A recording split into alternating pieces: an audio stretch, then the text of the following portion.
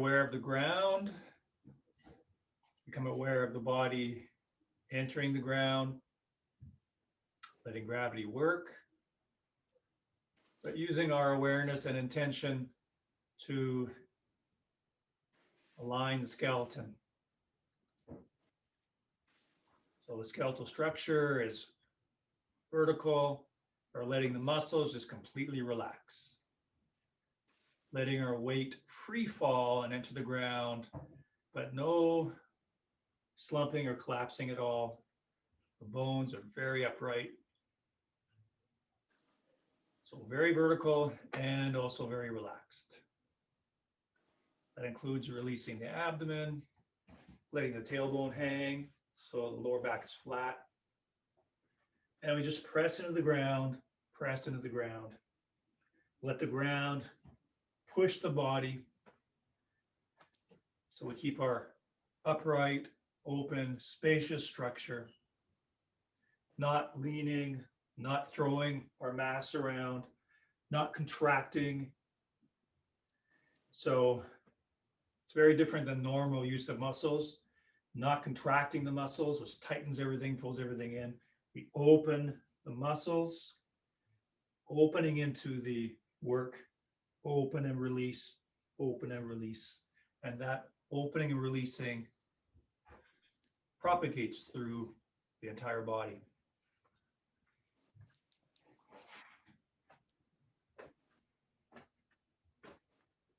And then we can get a bit more of a turn. You can turn all the way to the side wall, coming on the ball of the foot. Just make sure the leg that you're standing on is well bent.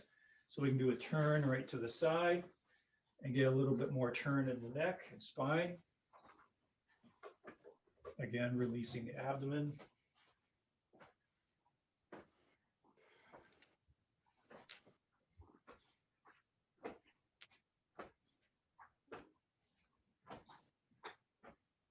Good, and then the alternate hip turn. So shift the weight and turn the hips to the empty leg. Just let the weight sink down. So when you shift the weight to that leg, rather than holding yourself up and holding in, keep this open and release so the weight free falls right down your empty structure, your empty leg. It's, even though the weight's on it, you could open and empty the leg rather than contracting. That takes strength to be able to do that. So you have to have built up the strength to be able to have that good structure, especially with your weight on that one side, on one leg. And then forward stance and arm swing forward and back. Sideways view, so you can see I don't want to lean. I certainly don't want to lean back either. And for our purposes for this, we want to keep the feet flat so the back heel doesn't pop off. And the hips stay under the head. The hips are just sliding, like on a slider. And we just let those arms just swing with natural momentum. So Sensei, can I ask a question about, I always feel in coming backwards, the difficulty of opening that foot, like of opening the back leg. It always feels like it gets contracted. Absolutely. It will absolutely contract, and very much so. So it takes a lot of practice, training, and a lot of strength.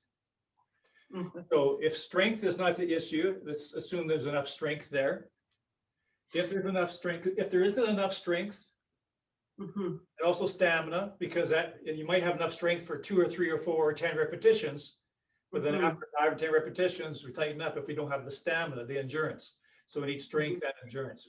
So let's say that that's there, we have those. Then it's a matter of pure training, because it is exactly the opposite of normal. Mm. So that's why we spend so much time in Tai Chi in standing, because it's even harder on one leg. 2 legs, at least we can spread the work out. But even then, people are standing with all this stuff, all this holding on, holding in. But there's also standing in Tai Chi that we can do on one leg. which of course is, you could say, maybe more advanced, or it's more challenging because like we're doing now, it's on one leg.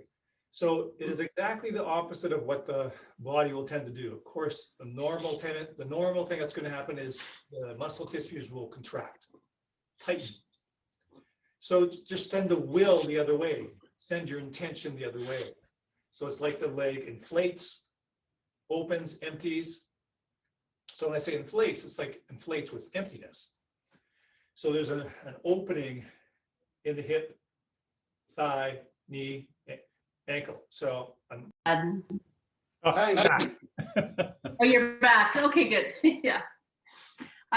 You mentioned standing on one leg and then you were frozen there for a long time. And I went, well, that's impressive, but you know.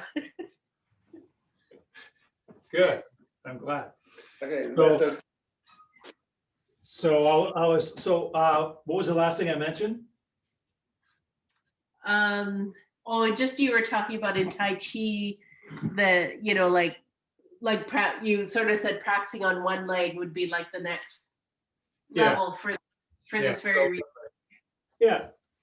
So again, it is totally different than normal. So just go in the opposite direction with your feeling and your intention. So I'm doing also in Tai Chi when we do squats, the normal tendency, especially when you come up, is to tighten, squeeze and tighten to come up. So literally it's going in the opposite direction, opening, emptying, opening. So it's sending your feeling and your intention in the opposite direction. Mm-hmm. So emptying and opening. It's one of those things where the words can't give it to you, but through, if you practice consistently enough, you'll know it when it starts to happen. Okay. Because it's completely different than before, completely different than normal, completely different than how the body normally responds. So when it doesn't do that and it does this other thing, it's a completely different feeling. And just to use words, it's openness, emptiness, inflated, it doesn't collapse. And we actually want to keep that through everything we do. So for example, if we're doing a technique Ikkyo, of course, what will tend to happen? Contraction, tightness. And if we can keep that openness, not just in the legs, but the entire body, we're a better conduit of ki, better vessel for the energy flow. And also we're better at sensing and receiving what's happening from our partner. Of course, one of the issues, one of the problems with being tight and tense and using the muscles, internal martial arts, we don't do that. We train to not do that. And one of the values of that is we stay more open, sensitive wise. We're more sensitive to not only what's happening in our own body, but what's happening in our partner's body, what's happening in our interaction. So let's say I've got Ikkyo here, got my partner down here a bit. And if my body stays open and inflated, I'm a much more sensitive Geiger counter.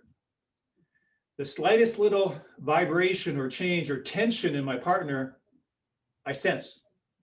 Of course, that allows me to adjust more quickly, more immediately, more spontaneously, to intercept as well, because I can sense what's about to happen.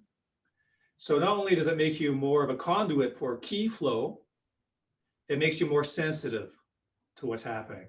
Also makes you more resilient to receiving strikes, pins, blocks. So unbendable arm, we're all familiar with that. If someone's doing Nikkyo on you, you can do unbendable arm so they can't do Nikkyo on you, which is basically having that open body. A while back, I kind of was using the imagery analogy of like open pipes, like furnace pipes or PCV pipes. That's what your legs are, but actually your entire body. It might be easier to imagine your legs as pipes, but the idea is that they're empty pipes. And that's actually everywhere. So if someone's doing Nikkyo on you, if you're open, empty pipe with flowing essence going through, eventually you don't even need the flowing so much. Eventually it's just empty and open. They can't get any purchase on that. And it's very resilient. And that's also not only receiving a pin, but percussive too, because you're an open conduit for the energy to go through. So questions are good. So keep questions coming as they come up in your minds. So why don't we work right into Mladen's program here, a new program. So Taino Henko and Mladen, of course, you'll remember this in regular class with a partner for the grabbing the outside of your wrist.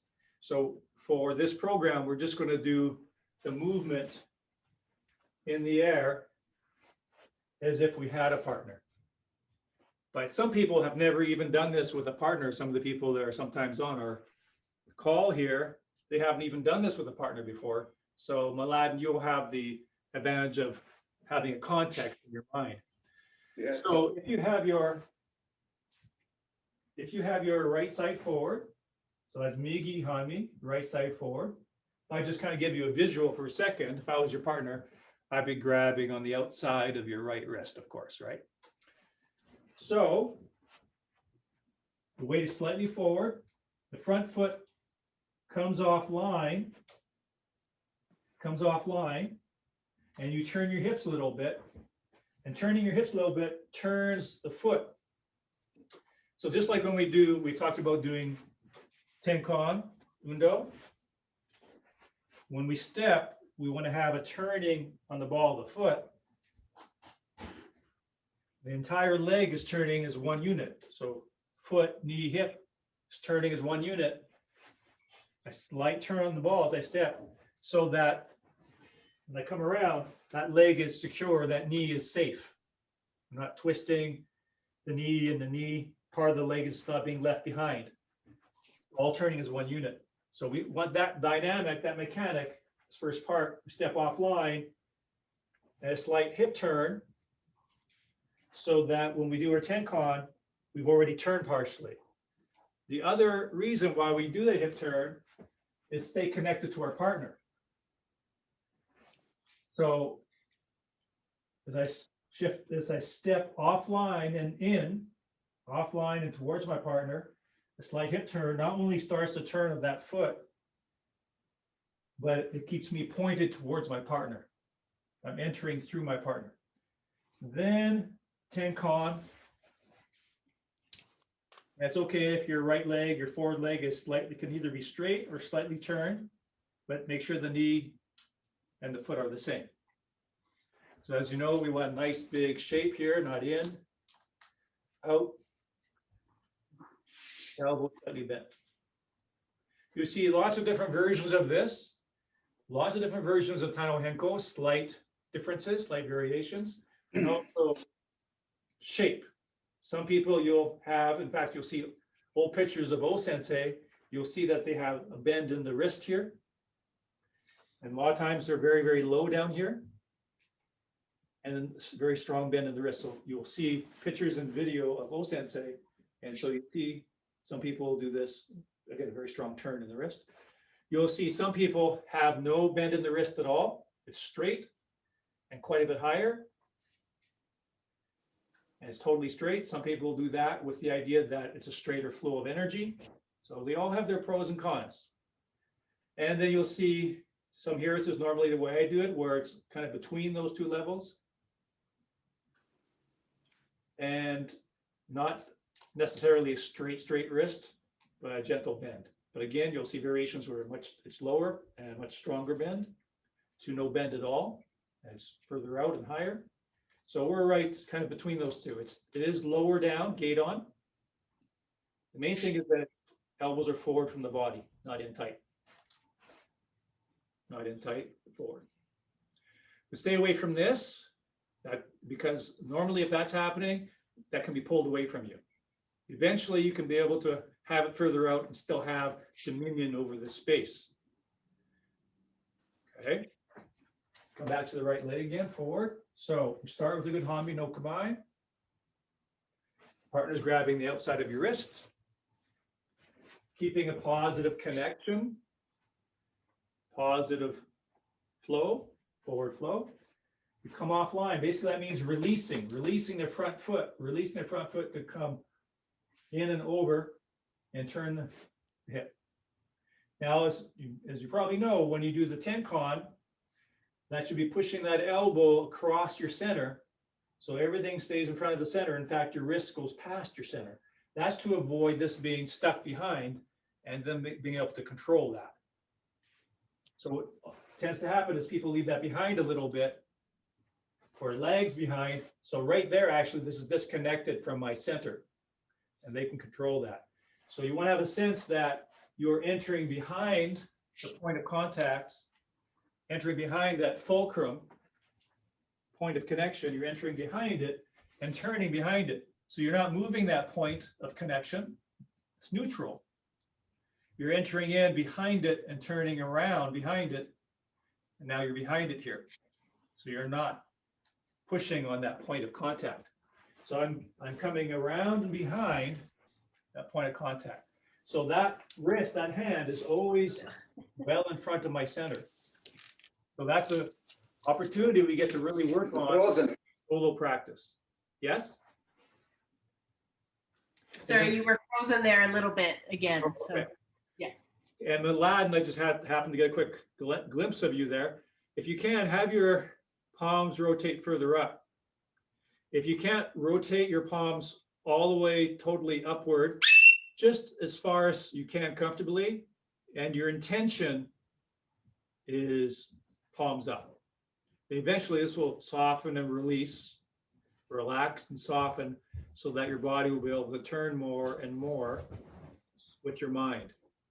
So even if you can't get all the way up with the palms, your feeling and your intention is that. Try not to tense too much.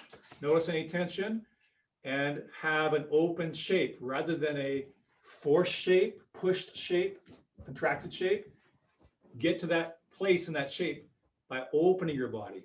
A little tip with that is have the elbows well forward. Now, another little detail, again, opportunity to work on these things, solo movement. Another little detail here we want to make sure that we don't gloss over, and that's when I step offline and turn, this is an intermediary position. So at this point, it's Tenkai, and then this is Tenkan. Let me give you a side view of that. So I come offline and turn, offline and turn. So I'm still facing my partner, penetrating through. Now before, I don't want to just throw that leg back and try to do that in a very crude, big way. I don't want to just throw that leg back, because in that moment, it's probably pretty obvious in that exaggerated manner I did that. I mean, in that half a second, quarter of a second, eighth of a second, this is not grounded, it's not aligned. So the whole time you're aligned and grounded, the whole time you're just like we talked about with that structure of the skeleton at the very beginning of class. Always want that. So when I come offline, I'm going to stop halfway before I do the full Tenkan. So I have this here. Offline, turn, and then Tenkan.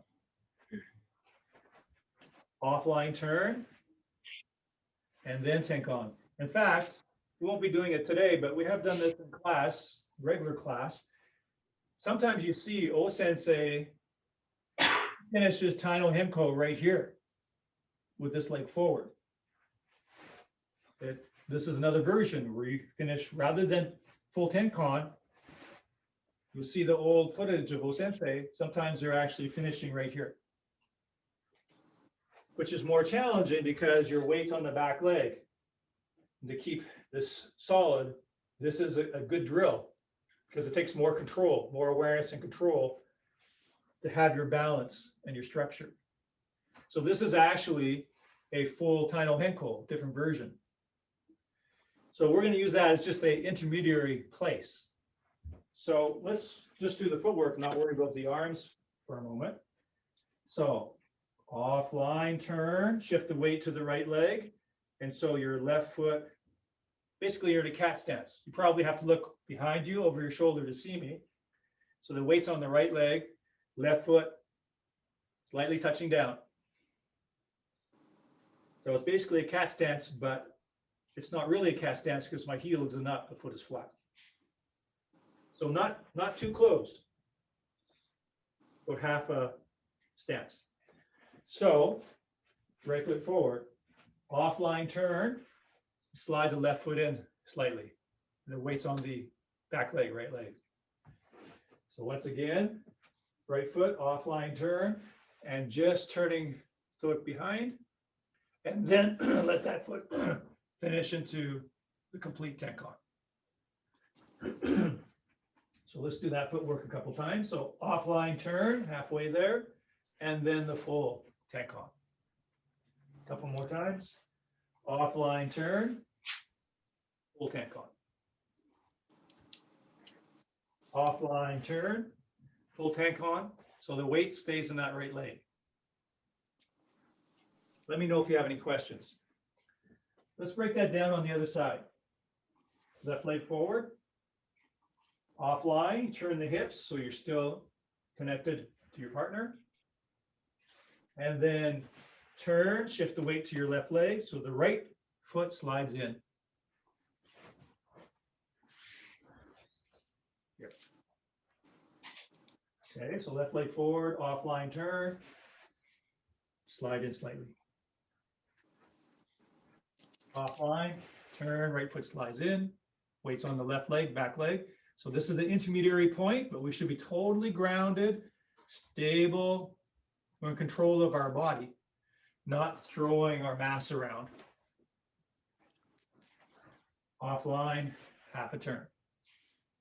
Okay, now we'll finish that tenkon. So offline, turn, slide the foot, and then finish. Offline, turn, finish. Offline, turn, finish. Now, let's do what will look like a full tenkon, but it'll have that in there in the middle. So it won't necessarily pause there, or the pause will be very, very short. It's there, but just continues. It's in the move. So in other words, notice how that takes this out of it. It takes that out of it. That swooping action and this, the leaning may or may not be there, but what tends to happen is it becomes a very big swooping action, which really isn't a move that we want. It's not part of the move. If I turn and have this, then I have this nice line, this nice clear line, rather than this bigger movement than what I need, which again tends to cause other things. So offline, this is part of the move. The move isn't here and swoop around. The move is enter, pivot, and you're choosing to bring that leg back. So try somewhere, there's virtually no pause there, but that move is in there. That position is in there.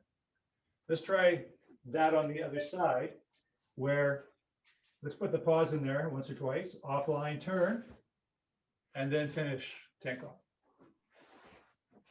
Offline turn, finish the tenkon.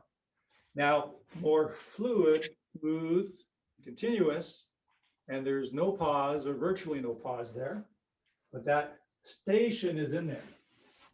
That station, that position is inherent within the movement. If we're to do it completely continuous, the person probably wouldn't notice that that's in there, but it is.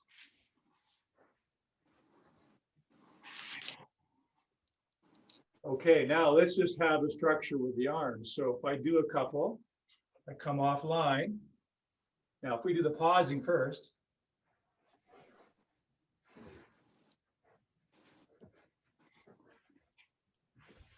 So let's just do the pause with that foot, with the arms. Okay, so right side forward, offline, little turn, just a half a turn to slide the left foot a little bit, and then a full tenkon. Let's just do that a couple more times. So offline turn, complete. Everything's in front. Offline turn, slide the foot. Okay, now let's do the complete tenkon, and that we have to go through that station to do the complete turn. So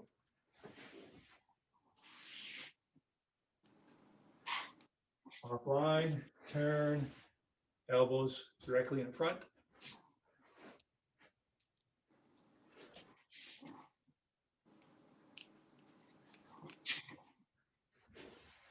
Okay, let's go to the other side and pause in the middle again to study that intermediary position.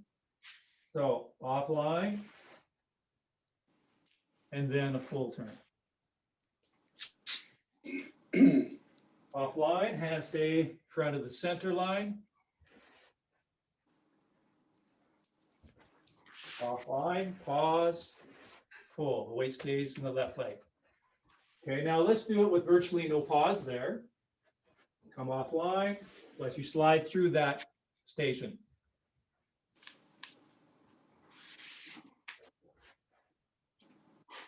Imagine someone's grabbing the wrist, so you have to keep it in front of your center line, otherwise it gets pulled away.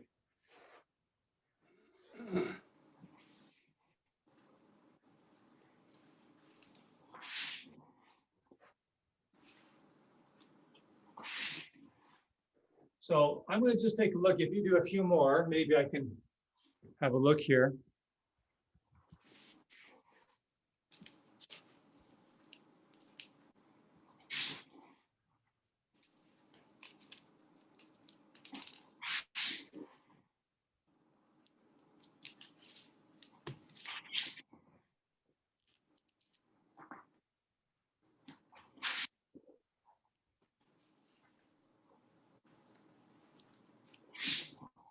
Okay, looks good, looks good.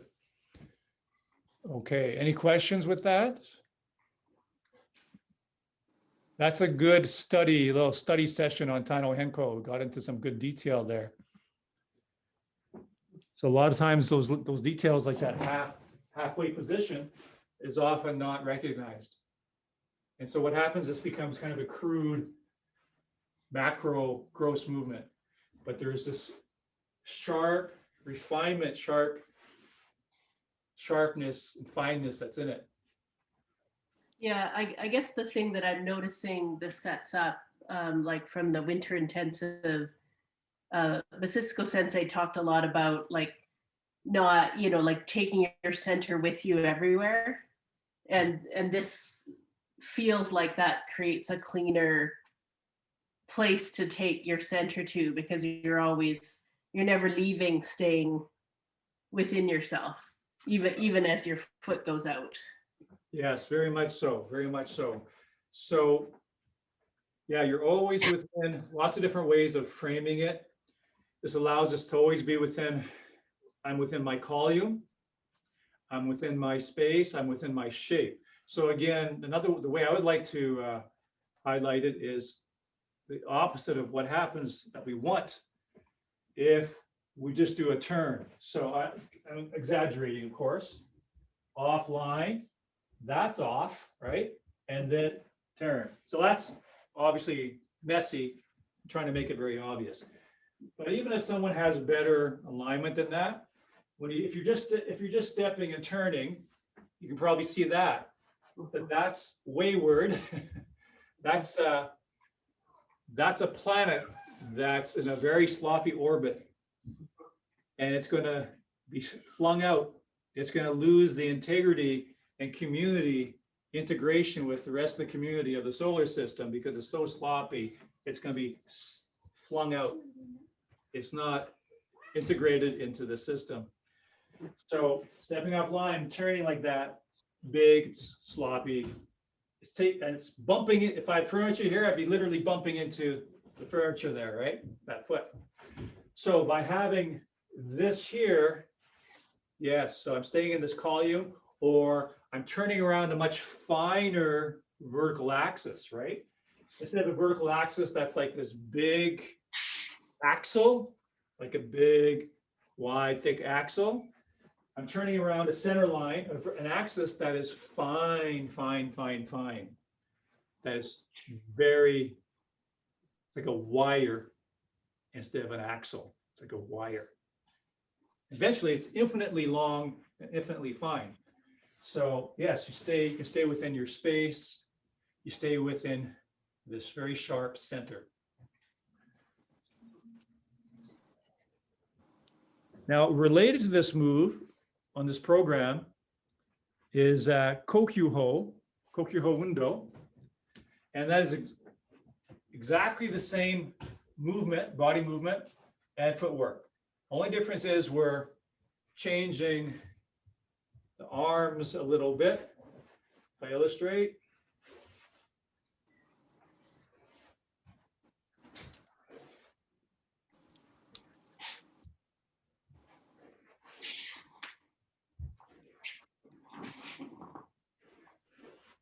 Okay, so the footwork is the same. We're just having one hand in front of the other, like you're holding a bokin. Out. This curves down. And it's almost like those fingertips push that hip back. So the flow of ki out through the arm, through the fingers, opens your body, turns the body around, allows that hand to go through. So if I show the beginning part of that move to show you that it's not my arms doing that my arms are informed by my body movement. Now this slight detail is, this is available. I haven't forgotten about this hand. It's not dropping, it's not collapsed. This is viable. This is equally alive.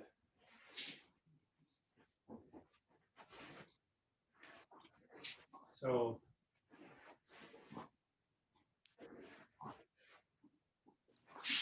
sinking down through the hips, weight sinking down, but staying nice and vertical. Let's see, do a few of these to see if I can have a look.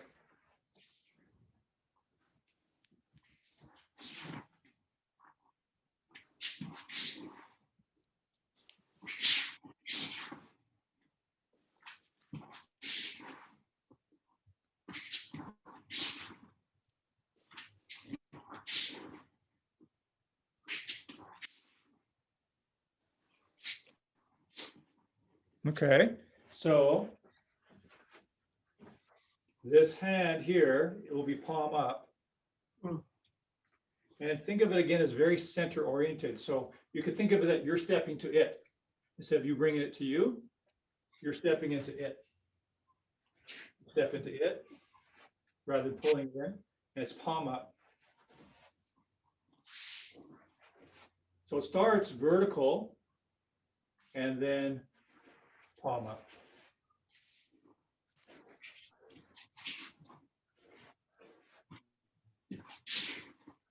And this is the drill. If we were to do it with a partner, the partner comes in continuously. They come in, they brought around, they come in, they're brought around, they come in to grab the wrist, come to grab the wrist, they're sent on their way. So it's like continuous attack and continuous movement.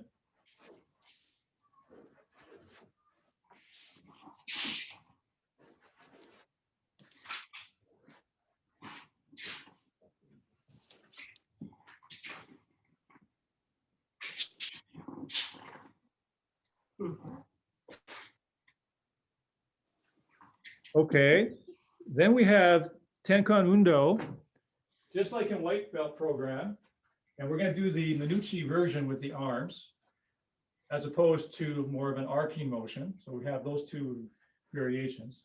So white belt is here for the 90 degrees. So the only difference is the footwork. Instead of here, kind of stochastically, we add a slide step.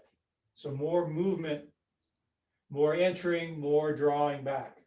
So I do the slide step here. We're back into that T stance again. Slide step entering, slide step withdrawing, slide step entering, slide step withdrawing. Let's just do a little bit with just the footwork and not the arms. So left leg forward, doing 90 degrees. Offline, slide step back, weights in the back leg, left leg.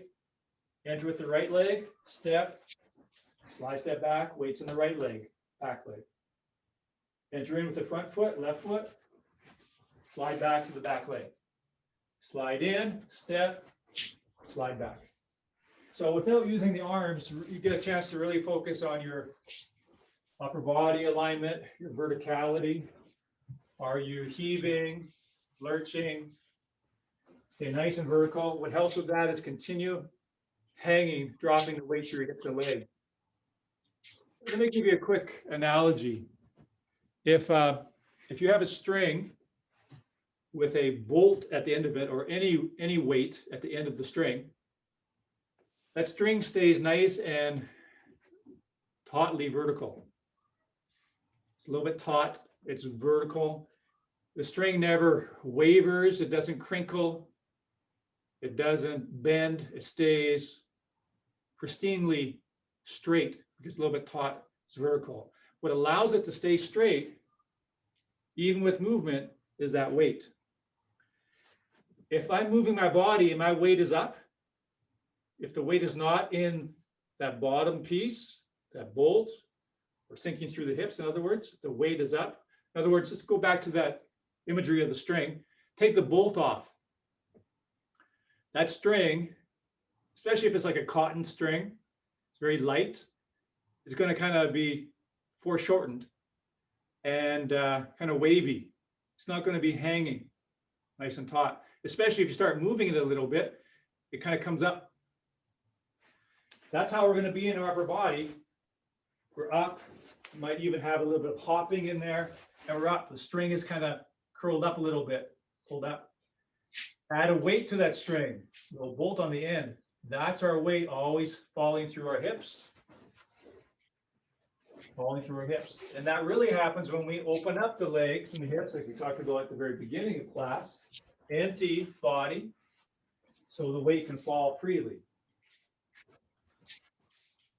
Okay, so let the weight fall through the body. Slide step. We can add the arms now.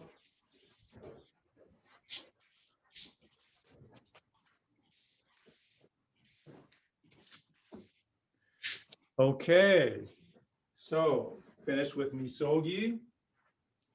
Again, connect to the ground consciously, and then consciously open up from the ground, lengthen from the ground up by aligning your skeleton. Breathing in, everything opens and expands. Breathing out, settling back to the center. In through the nose, out through the mouth. Opening, expanding, settling.